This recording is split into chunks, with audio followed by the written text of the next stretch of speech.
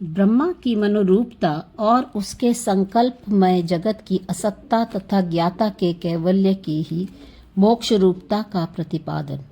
श्री वशिष्ठ जी कहते हैं, श्री राम मनवंतर आरंभ होने पर जब संपूर्ण प्राणियों को अपना ग्रास बनाने वाली मृत्यु प्रजा का संहार करती हुई सबल हो उठी, तब उसने स्वयं ही ब्रह्मा जी पर आक्रमण करने का उद्योग आरंभ किया। उस समय धर्मराज यम ने उसे शीघ्र ही इस प्रकार शिक्षा दी। मृत्यु ब्रह्म परम व्योम स्वरूप है। उनकी आकृति पृथ्वी आदि पांचों भूतों से रहित है। वे मनोमय और संकल्प रूप हैं। भला उन पर कैसे आक्रमण किया जा सकता है? जो चेतन आकाश के समान चमत्कार पूर्ण और चिन्मय आकाश के समान अनुभव रूप हैं, वे ब्रह्मा चिन्मय आकाश ही हैं। उनमें कार्य कारण भाव नहीं है।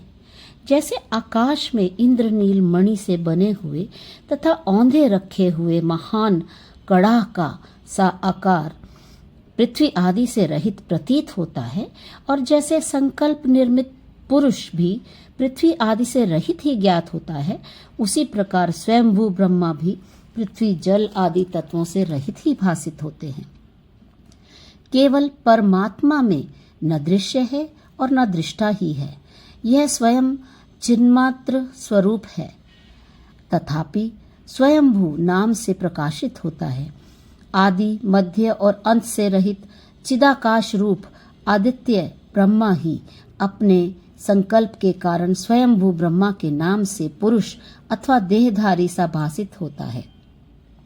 श्री राम, जिनका पूर्व जन्मों से में उपार्जित कर्मों से युक्त शरीर रहा है, उसी को इस जन्म में संसार स्थिति की कारणभूत स्मृति का होना संभव है। जब ब्रह्मा का कोई प्रातन कर्म है ही नहीं, तब उन्हें पूर्व जन्म की स्मृति का उदय कहाँ से और कैसे होगा? इसलिए ब्रह्मा का शरीर पृथ्वी आदि कारणों से रहित है। ब्रह्मा अपने कारणभूत पर ब्रह्म परमात्मा से अभिन्न एवं स्वयं आत्मस्वरूप है। श्री राम स्वयंभू ब्रह्मा का वह शरीर अतिवाहिक ही है जो अजन्मा है। उसे आदि भौतिक शरीर की प्राप्ति हो ही नहीं सकती। श्री रामचंद्र जी ने पूछा, गुरुदेव, सभी प्राणियों के एक अतिवाहिक शरीर होता है और दूसरा आदि भौतिक, किंतु ब्रह्मा के केवल अतिवाहिक ही शरीर क्यों है?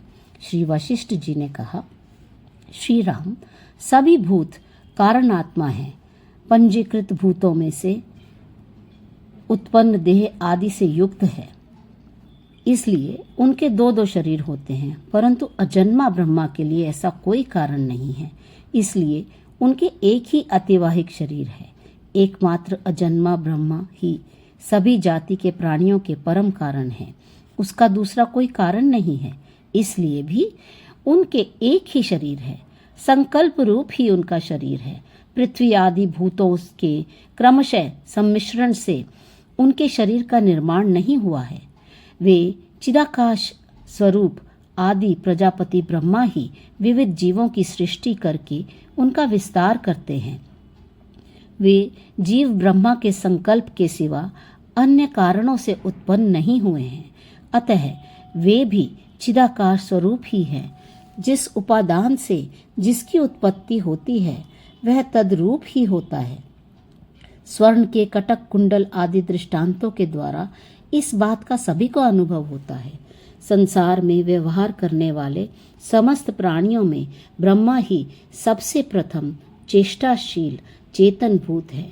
अंतःकरण ही उनका स्वरूप है। उन्हीं से अहंकार का उदय होता है।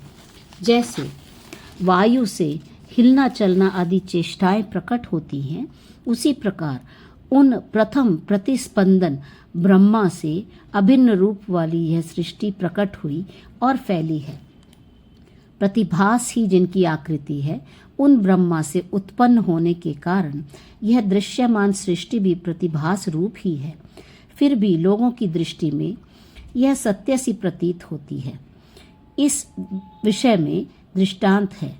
स्वप्न में दिखने वाले स्वप्न प्रांतर के प्राप्त होने वाला स्त्री का समागम। जैसे स्वप्न में स्त्री समागम का स्वप्न देखा जाए तो उससे भी वीर्यपात होता है, उसी प्रकार व्यवहार और प्रयोजन की सिद्धि की दृष्टि से असत वस्तु भी सत्य वस्तु के समान व्यवहार का प्रकाश करती है।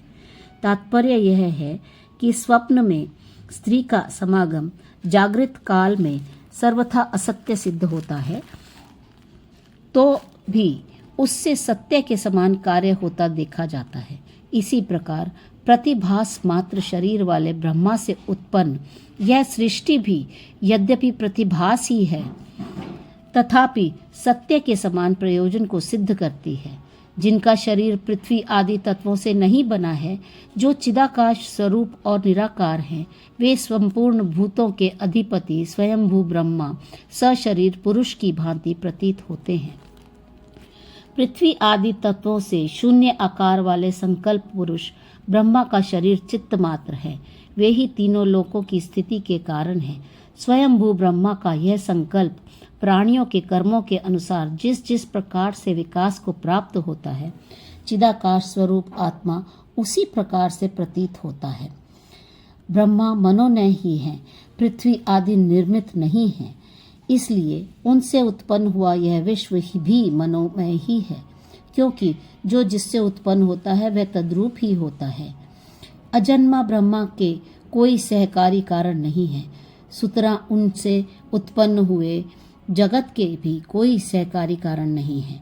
अतः यहाँ कारण से कार्य में कोई विचित्रता या विलक्षणता नहीं है।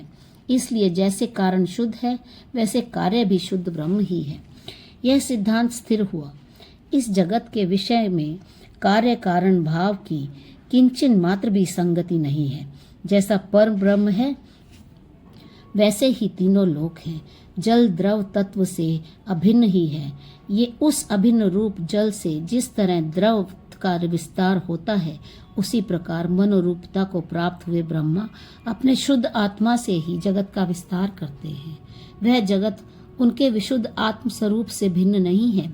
जैसे ज्ञानियों की दृष्टि में रस्सी में सर्प भाव नहीं है, उसी प्रकार जगत में आदि भौतिकता नहीं है। फिर वे प्रबुद्ध ब्रह्मा आदि भौतिक देह में कैसे रह सकते हैं? मन ही ब्रह्मा के स्वरूप को प्राप्त हुआ है। वह मन संकल्प रूप है। मन अपने ही स्वरूप को विकसित करके इस जगत का निर्माण एवं विस्तार करता है। मन का रूप ब्रह्मा है और ब्रह्मा का रूप मन।